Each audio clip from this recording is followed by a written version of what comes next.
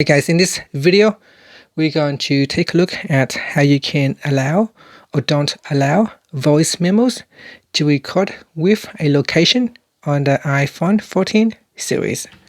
First, let's go back to the home screen by swiping up at the bottom of the screen. And on the home screen, tap on Settings.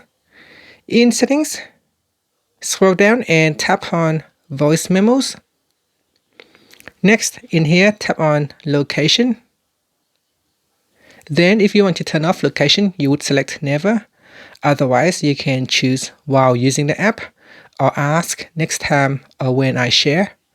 And you can also turn on Precise Location for more accurate location. So here's the allows apps to use your specific location. With this setting off, apps can only determine your approximate location.